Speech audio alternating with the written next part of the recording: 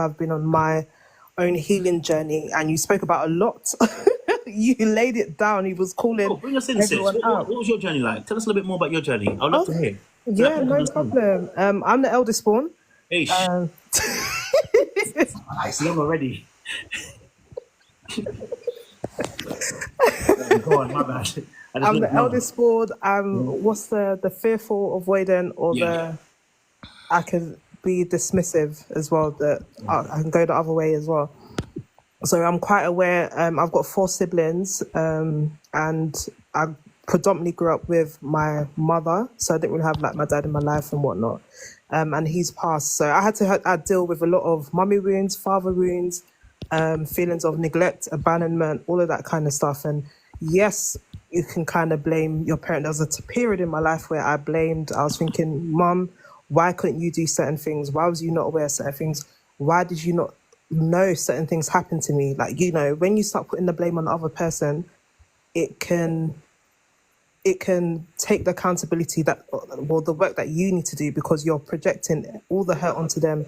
They were probably not aware, and I've learned to accept my mum. She wasn't fully aware. She wasn't aware to the fullest capacity. She probably had healing. I know she has had, she needs to do healing work and has probably healed at certain points. But every parent that has had trauma, and their child has had trauma in their life, it impacts the type of relationship that you have with yourself, and then also the other people that you have.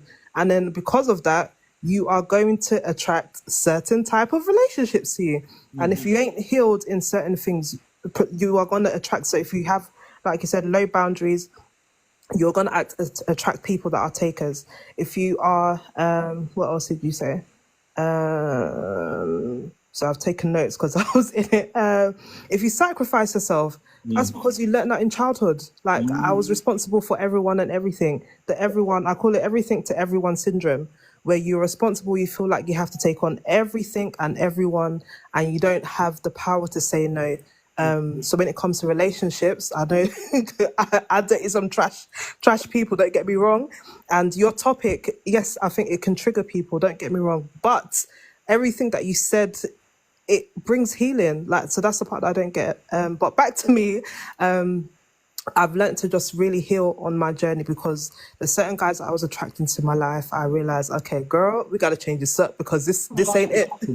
Just so we Pardon? understand, what kind of guys were you attracting? Oh, I was attracted, maybe, okay, narcissistic. Okay. I was attracting people that weren't ready to love, and I was looking for love in the wrong places. And men that were, okay, confident and very, what's the word? Expressive, extroverted. However, they lacked the emotional intelligence. And I had to do the work and realize, okay, the emotional intelligence that I'm looking for is in me. And I'm probably looking for my father in my relationship that I was encountering. However, I had to do the healing work and just really break that down and ask myself, what does Gladys need? What do I really want? What am I looking for? What do I need to set? What boundaries do I need to set? What do I need to start speaking up for in my personal life, so that I attract what I actually want, first of all for myself, then the man. And hence why now, by God's grace, I'm married, got two kids now, but I had to do a lot of healing work to get to this point. And there was crying nights. Thank you. There was crying nights, and because you had to really, I had to release the trauma of the past, of the things that, yes, I might have been young and I didn't have the support. And I'm learning, when you experience trauma, it's because you didn't have a safe Yes. space. You don't have a safe space or a safe person to go run back to. So hence why when it comes to relationships, we are creating false safe places, when meanwhile we are the safe space, So yeah. Can I ask a question? What jump started your journey into wanting to look within first? What was happening for you, or what kind of triggered you to go, okay, let me look at me first now? What was it? Right. It was after work. So I was a manager at a fashion retail store, and I had learnt that my father, because we weren't necessarily close, but I always wanted that, just the little things, your dad walking you down the aisle and stuff. So, long story short, he was in a care home, and eventually I went to visit him just a few times. But the times that I've visited him, he had dementia, so he couldn't remember me. So that triggered a feeling of, okay, abandonment, neglect, all of that kind of stuff. Even though that was there in a younger age, not to share too much of my life story, but it it was there at a younger age. And then at that point, he had kidney failure, his organs started dying, like, all of that kind of stuff. So he eventually passed, and that was like maybe 7, 8 years ago now. And at that point, I could no longer hold the facade, because I'm the type of woman, the archetype that is a strong woman, that's got it all together, that's supporting everyone. I don't need the help. And I'm not going to ask for help because I'm the responsible one.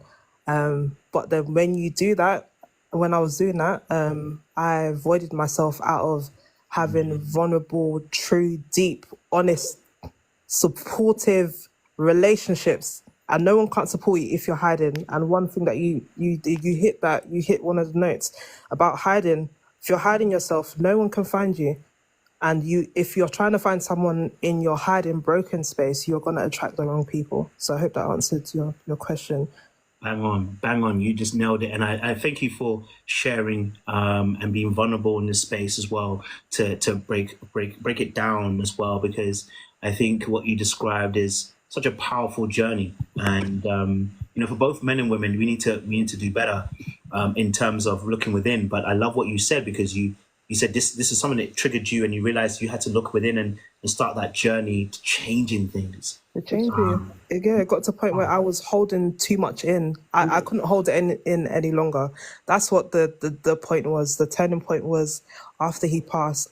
I couldn't hold the weight in, and it was probably like a year. Huh? Wait, just give people the image in their head. What did that feel like when you're holding too much in? What did that look like? You know what I mean? That looks like you losing weight. That looks like you being present at gatherings, being present at, things that you would love. You are not there. Oh. You are not there.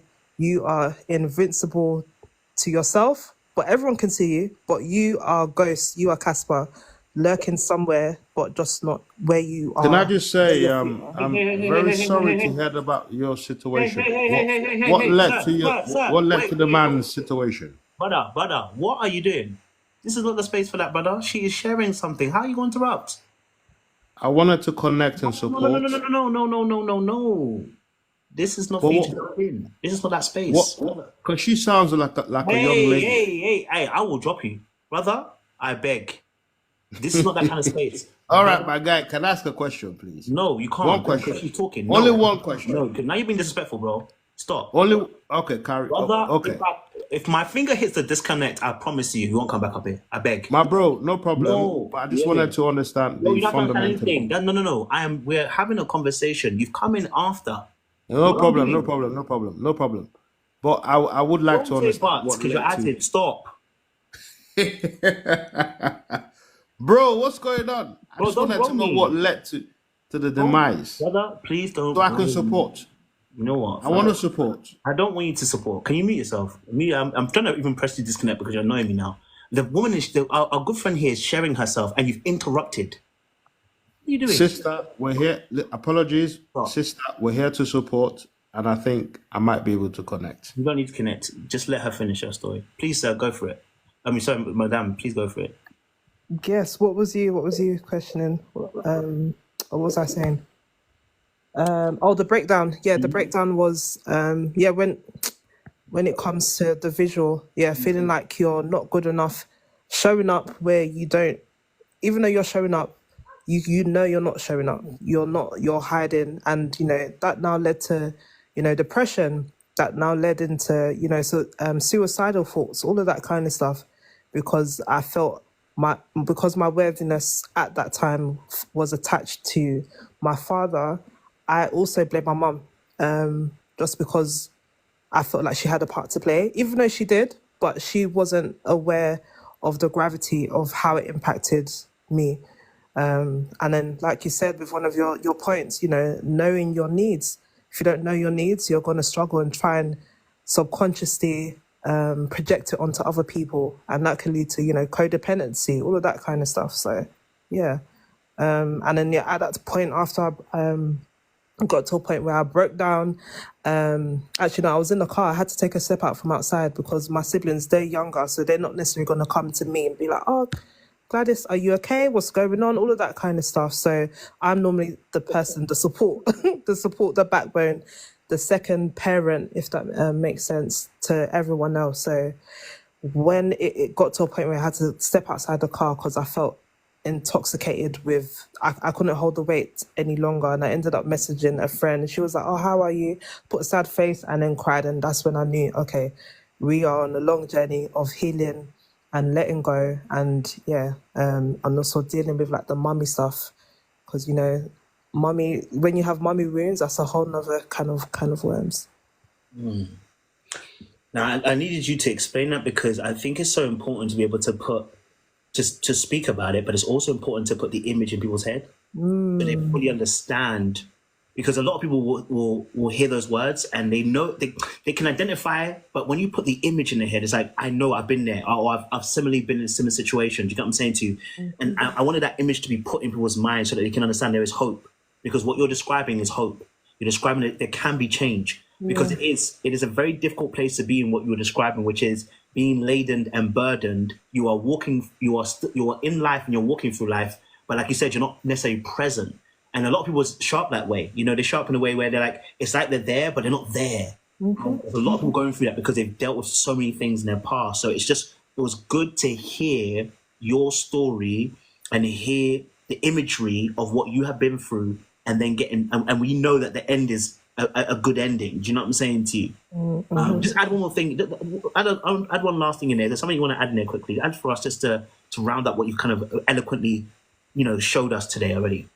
Yes, love yourself. No one else is gonna love you but you. That love that you might not have had growing up. If there's anyone here that's had childhood trauma, had childhood neglect, childhood abandonment, or even physical abuse, just because those things happen to you doesn't mean they are you. Like, it doesn't show how unlovable you are because certain things happen to you growing up. But just know, like, especially when you look at a baby, they are so worthy. They are just there. They are just being, and they are just living, and they express their needs. So don't be afraid to express your needs, and don't be ashamed of your past, because that got you to where you are now. But be fearless when it comes to, you know, setting boundaries, standing up for yourself, knowing your worth, and knowing, okay, cool, yes, you've got some work to do, but just because you have an expectation for a man, have the expectation on you. Because if you don't have it, don't be projecting onto a man, because you're going to attract certain worms that you would not like to anticipate in. So yeah, just keep on loving you and prioritize yourself, because no one else is going to do it. So if you're trying to love someone just to get something out of them, or people please your way to love your way, to receive a certain type of love, cut it. It's done. Love yourself first, and yeah, love will find you back and love you back. Yeah. Thank you very much, sis. You can sit on the panel, by the way. I like I said, I appreciate that. And just to say, just to Josh's word, sorry, you may be new here, so maybe that's why you weren't aware. But let me explain why I did. You talk more than more than your host. You talk more than the guest. What's going on? Wait. There's a reason why I wanted her to continue and you was interrupting. That's the reason why I wanted to stay that way. She was going somewhere powerful. What she was describing is exactly what I wanted people to be able to understand about an individual person's journey. So when you interrupted, I wanted you to be understand about it. We're trying to hold a safe space. This was a critical time in our conversation. And actually, it's a very big lesson for all of us as men specifically, that the space I gave her to be able to be vulnerable and share her story was not the time for you to jump in. It was the time for you to listen. You know what I'm saying to you? So just in the future, you know what I mean? Like we hold that kind of space on this panel, on this platform. Very sorry, my brother. It's cool. I like to contribute in effect in real time as opposed to analyze, right? I'm Nigerian. We Wait, don't I don't need do. to explain it. I don't need to explain it. This isn't your time. It's not your time yet. I'll come to you. I promise you. I've got Jeff. I've got Missy. Well, I've you got see, Tom. I'm liking your content. I'm liking your page. Thank Yeah, you. you see the support. Where you from, my brother? Don't worry about that. I'll explain it after. Let me get to my next person first, and I'll come to you. Okay? No problem. I appreciate you. Jeff, talk to me. What are you saying, brother? Bro, you were spitting once again, spitting bars, man. Spitting bars. And yeah, you were saying a lot in regards to this whole idea about the whole, why it's not a good idea for women to be saying, men are trash and how they need to work on themselves, accountability. And I get it. The thing is, on either side, whether it be men or women,